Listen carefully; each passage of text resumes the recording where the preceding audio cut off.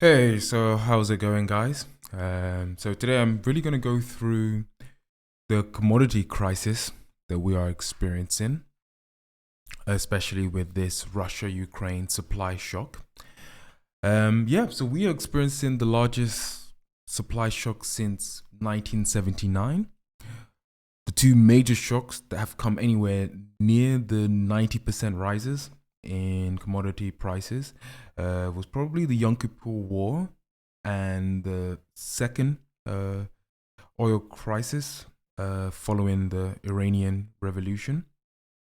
And both of these were followed by quite deep recessions, as you can see here. In terms of when you actually think about the total increase of commodities from trough to peak, what we are experiencing now is the second highest since 79. So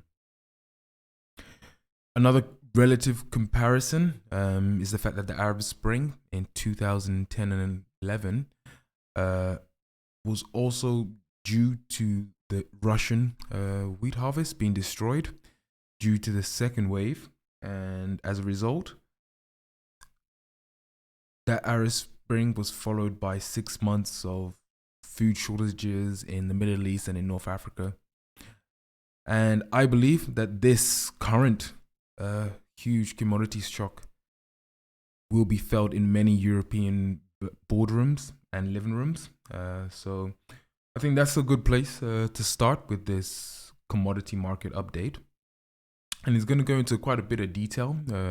So looking at the current state of sanctions, natural gas, fertilizers, wheat, and also I believe there's quite a strong shadow bank risk.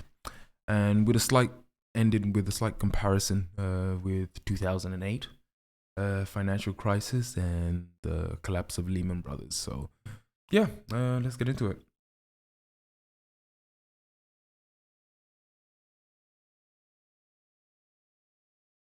So right now, the Russian sanctions, there's a personal sanction on targeted Russian oligarchs.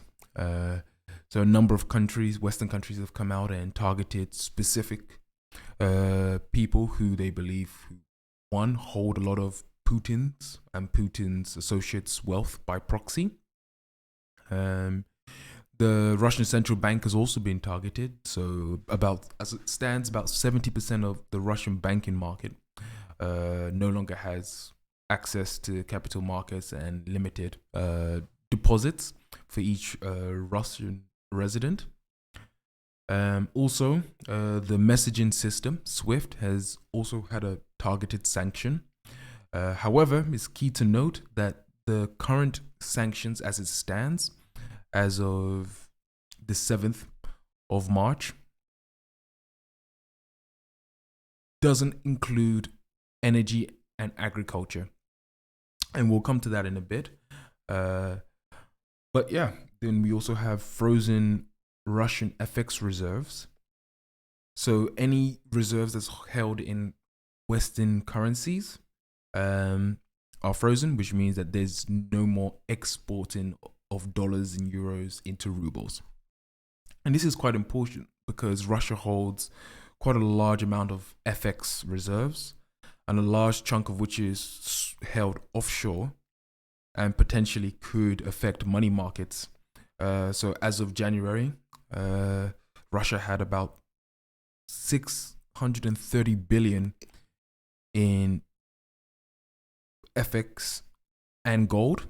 So I think roughly most of that is still in FX, or roughly 467 billion is held in FX, and the rest is held in gold.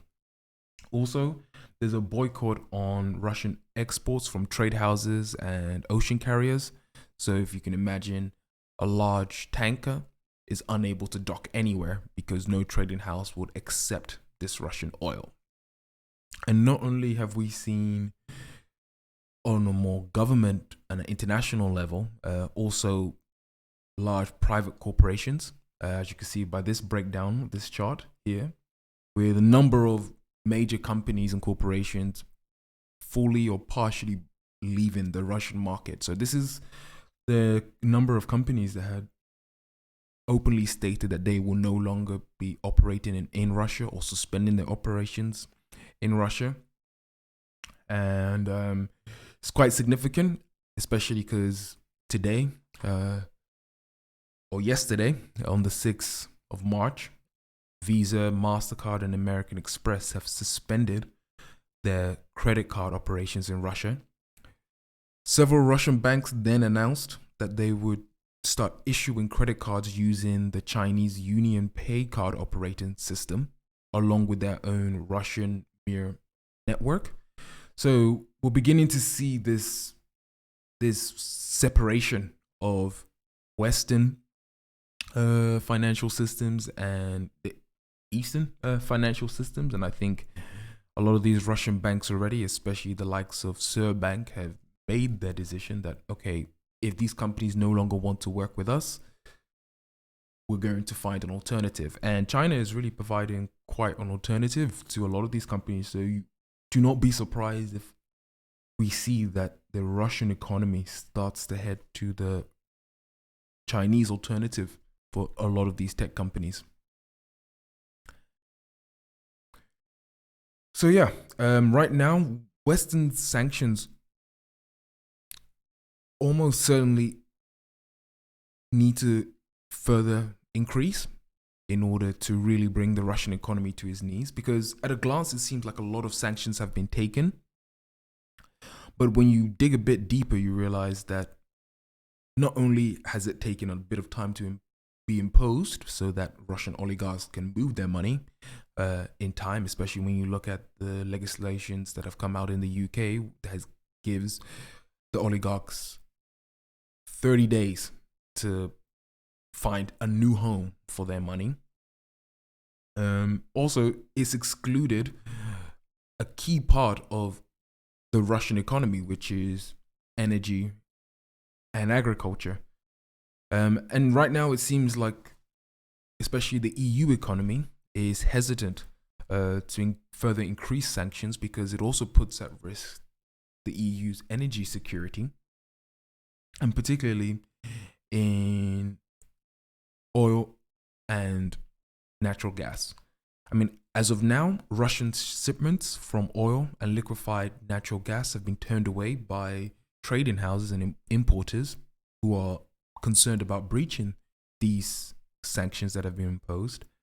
However, the natural gas pipelines that run through Ukraine and through Europe into the western part of Europe have largely remained the same. The flow hasn't changed at all, and even Shell has still taken in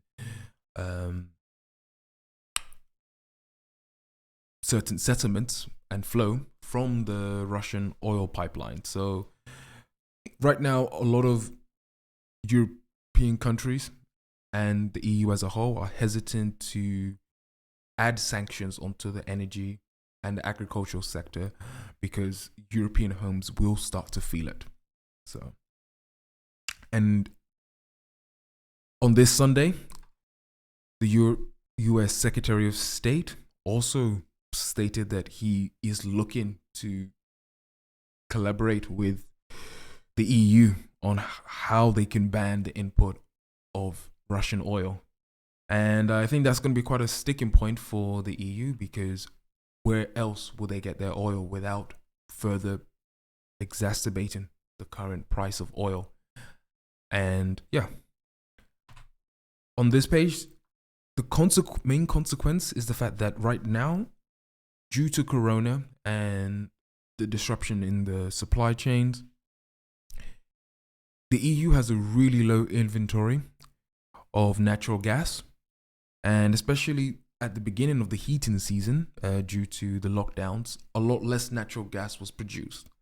And if you compare it with the 5-year average, we are actually out of the widest part of this 5-year average this year.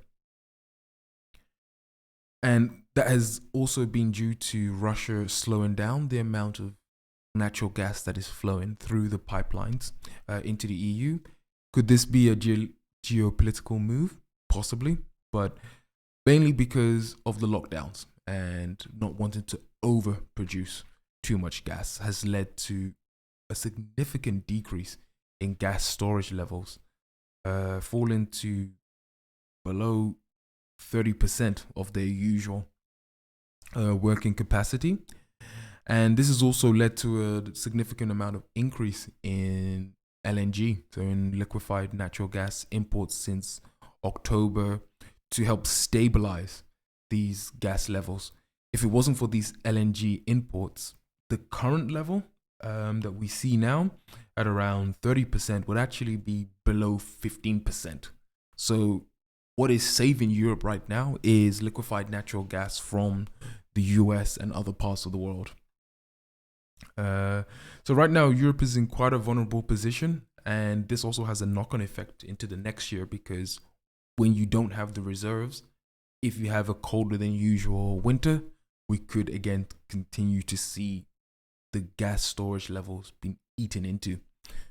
So yeah, I think this is the main reason for the hesitation of the EU to sanction Russia's energy sector. And you can also see how this has been led and accelerated by the decrease in European domestic production of natural gas. Germany has closed down a lot of their natural gas production, and Russia has maintained, and also the consumption of natural gas from Europe has maintained. So the reliance of the EU and the United Kingdom on natural gas has significantly increased over the last decade, as well as the Russian natural gas supplies have also increased. If we actually take a look at the current state of the market, we can see that the Russian pipeline supply has largely remained the same. The Norwegian has slowly started to pick up as Europe understands they should not continue to rely on Russian gas. And what you're starting to see is this increase of other pipelines and also LNG. So even Russia still supplies LNG to Europe.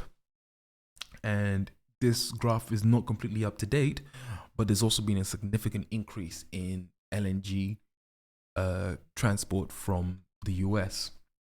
And yeah, it's incredible.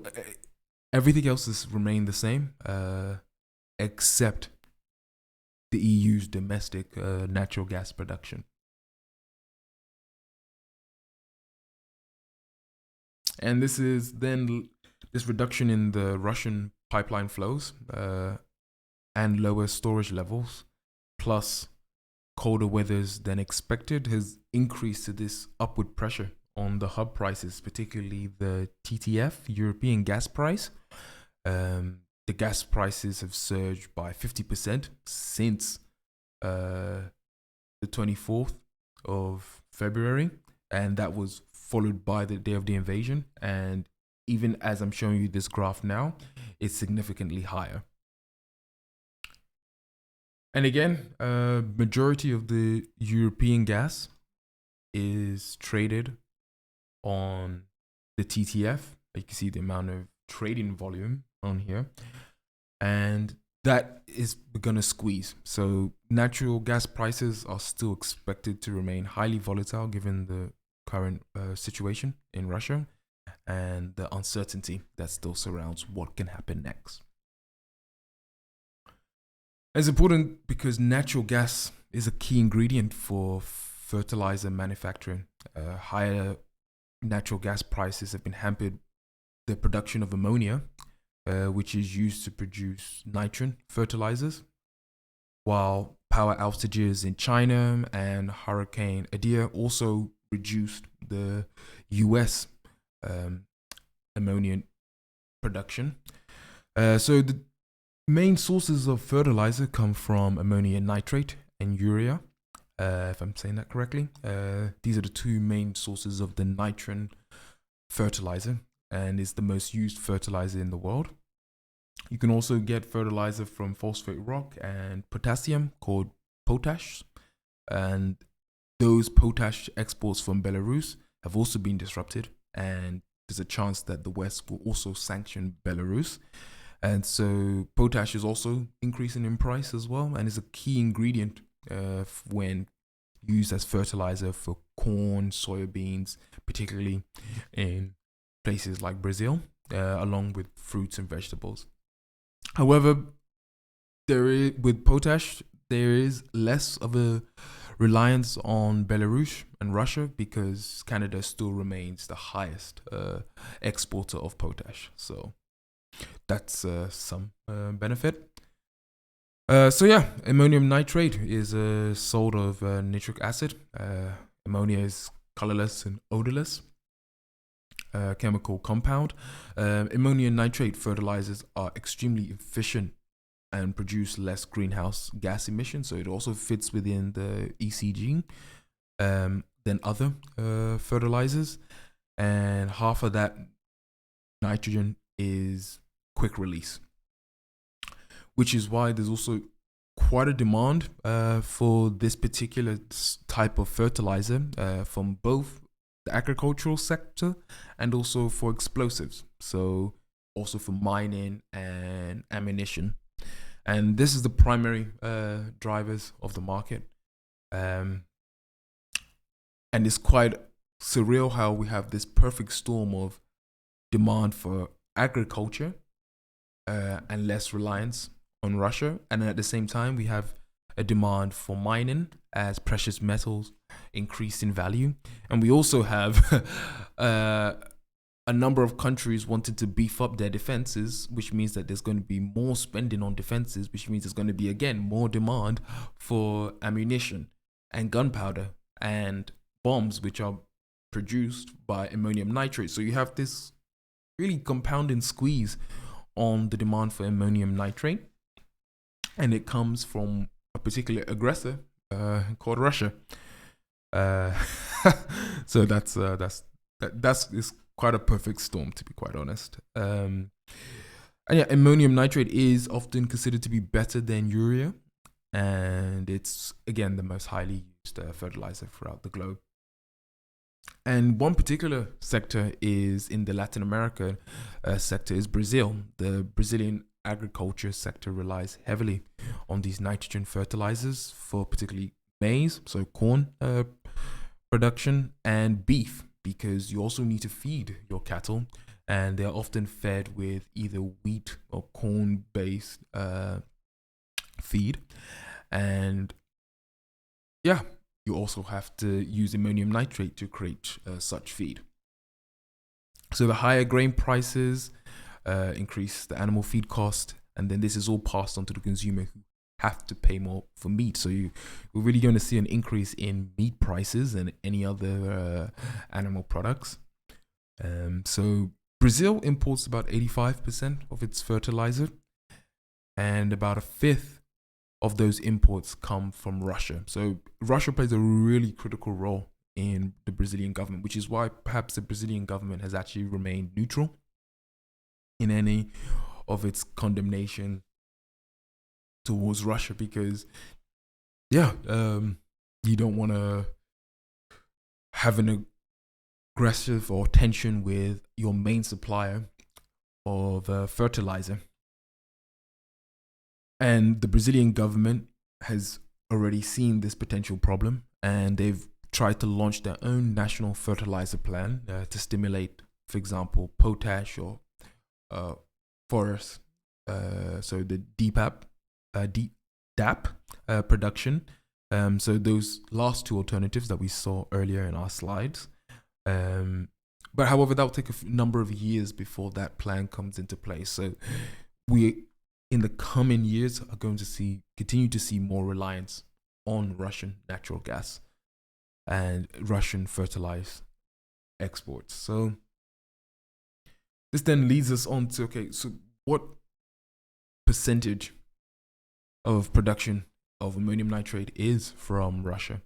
And Russia produces about 2/3 of the world's ammonium nitrate production, and it has halted its exports until April to guarantee that the suppliers at home have it first. So we also have this squeeze where Russia wants the ammonium nitrate to fertilize its own wheat production, which then takes me on to the grain supply from Russia and Ukraine. So Ukraine accounts for about 13% of the world's total corn and 8% of the world's total wheat exports, and is a top wheat supplier with Russia, who has about 17% of the world's global trade. And Ukraine is still in quite a good position in terms of its corn crop that it yielded in 2021. And it has shipped quite a significant number of that yield. However, Russia has yet to plant 30% of its 22 wheat crop. And that's mainly because Russia focuses on the spring wheat. And the best way to think about wheat production is that it grows in two different seasons. So you have the winter wheat and the spring wheat.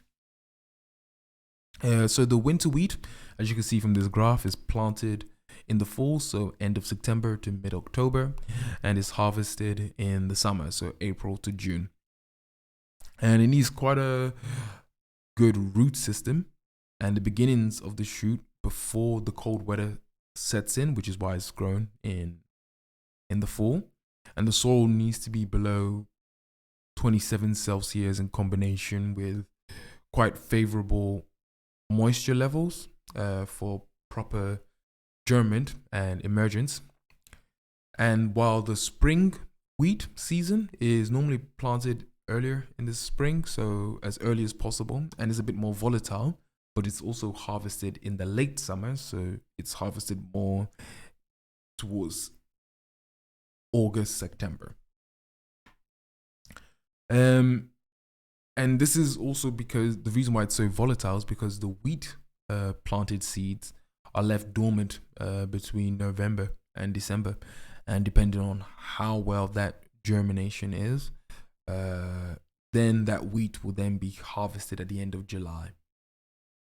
So as you can see here right now, the wheat harvest in Russia and Ukraine is in this jointing phase, and it really depends on if workers and farmers are still allowed to work during this season, which will depend on whether we still have quite a good harvest.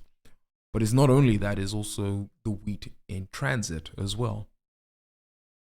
So Ukraine and the United States during this period of the year are alone the world's largest suppliers of corn, while Argentina and Brazilian crops are still in process. So more than 95% of Ukraine's wheat is winter sown, so they have the winter wheat, and most of it is in good condition. However, farmers planted a lot less acres this year, and that's mainly been due to the high cost of nitrogen fertilizers, like we spoke about earlier, and gas, as well as dry weather. So already it hasn't been a favorable season for wheat in Ukraine. And as of February 28th, Ukraine had exported 18 million metric tons of corn out of the 33 million metric tons that the agricultural minister of Ukraine predicted for the 21 to 22 season. And also there's the seeding as well. So Ukraine has stated that its ports will remain closed throughout the invasion, and there's also been some reported damage from the conflict to some of these facilities. Now, even if these ports were opened, international traders would hesitate to send any vessels to Ukraine. It's particularly because of insurance, but also because 2 commercial ships have already been hit by Russian missiles near the port of Odessa in Ukraine. And the Russian winter crop accounts for about 70% of the total output. So again, there's still going to be more of a reliance on Russian wheat if Ukrainian wheat isn't allowed to leave Ukraine. And then if Russian wheat becomes sanctioned, we can continue to see an explosive price of wheat. So it compounds all of these different factors right now. So historically, if you can see in this map, this has been the Ukraine's 5-year historic wheat production, and you can also have a look at this map and then look at the current map of expected yield. So these are the places where, notably, you can see Kiev and Kharkiv, the two cities that have been in the news recently because of the conflict. And it's actually expected that Ukraine's winter wheat crop this year will be significantly higher than last year. However, this interruption to the supplies, we could notice it in exports and also see it in the storage of Ukraine's winter wheat crop yield, and is really going to disrupt the wheat in transit. So particularly the transportation within the Black Sea region. As you can see, this is the port of Odessa, and this is where 2 ships have already been attacked by Russian warships. Now, if we look at the overlap between this current expected yield for the Ukraine wheat, and also look at the current state of the conflict, so looking at it now more from a military perspective, you can see a lot of the large fighting and shelling has actually happened around Kiev and also Kharkiv. And you can see how already the Russian military presence is slowly etching its way into the parts of Ukraine that actually have the most expected wheat harvest. So it's a question of, if the Russian military captures these key areas, is Ukraine's wheat going to be Ukraine, or would it be under Russian control and therefore be added to the Russian export?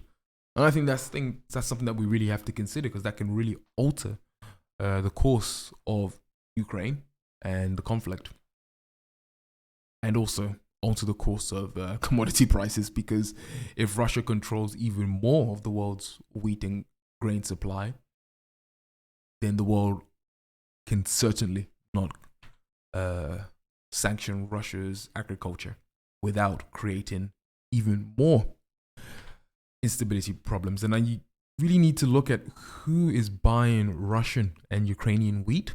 And as of 2019, most of the Russian and Ukrainian wheat exports actually went to places such as Egypt, Turkey, Bangladesh. But particularly Egypt and Turkey are the two that are in the focus the most, because Egypt is the largest wheat importer, and they're currently in quite a dire predicament, and they are facing food prices that haven't been seen since the Arab Spring. And we started off this stream discussing what happened during the Arab Spring. And during the Arab Spring, the Mubarak government was toppled, and this unrest started from protests about higher food prices. And with Russia and Ukraine delivering 86% of the country's wheat imports as of 2020, we could see really this combination of war and sanctions and surging carrier cost and insurance cost could hamper and increase Egypt's food prices more than the increase that we saw during the Arab Spring time. And now it's actually becoming an existential threat to the Egyptian economy. The Egyptian food security is in quite a frail state, especially because it has the inability to source and produce its own cereal grains. So yeah, I feel like we could begin to see some unrest in key parts of the world, which historically those unrest have never gone well. Um, and that then leads to the crisis that is brewing. And not only a crisis on the shelves, but also a crisis in money markets. So it's important to understand that every crisis that has occurred at an intersection of funding and collateral markets. And because the commodity markets have self-imposed sanctions on Russia, so companies are unwilling to buy and move or finance any Russian commodity, this is significantly driving up the price, for cash. And as a result, there's going to be an increase in margin calls for commodity traders. And the best way to think about it is that commodity traders like Russia and Ukraine and other trading houses are long commodities that are in the ground because you're the commodity producer and commodities in transit. So you're expecting that value to go up. However, you want to lock in and hedge that price, so you short the price of futures. However, if the price of futures skyrockets because of the war and the conflict, you then are margin called as a commodity trader. And when you're margin called, it means that you have to give up a bit of collateral in order to maintain your current position.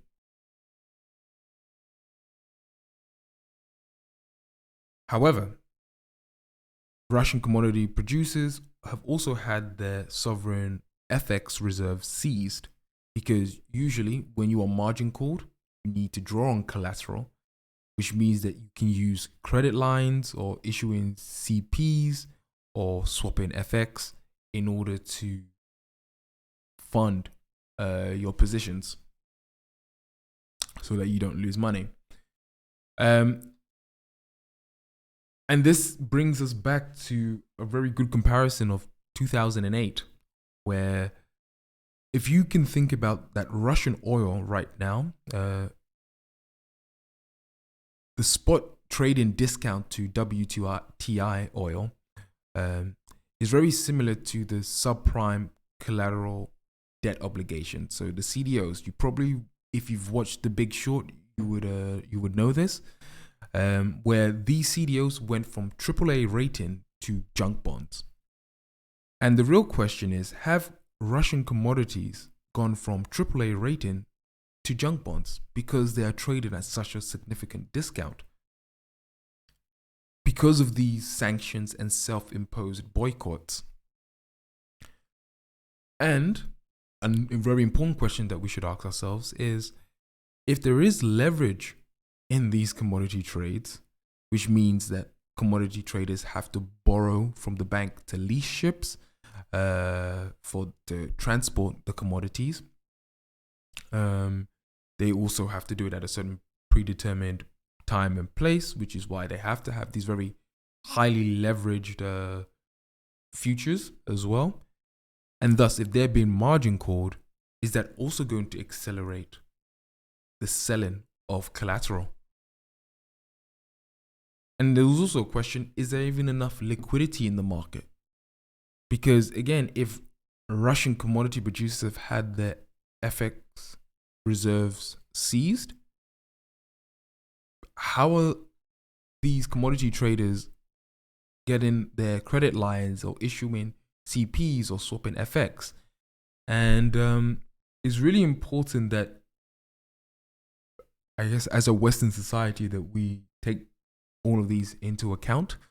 And it's quite important as traders and investors, you also take it into account that, okay, what is the contagion trade? How exposed are European and US banks to these commodity trades? Because when you have to rebalance the books again, I feel like a lot of people are not going to like what they see and what they uncover. But guys, have a great market ahead for this week. Be careful out there. It looks like it can get very volatile, and cloud storms are brewing. So yeah, good luck.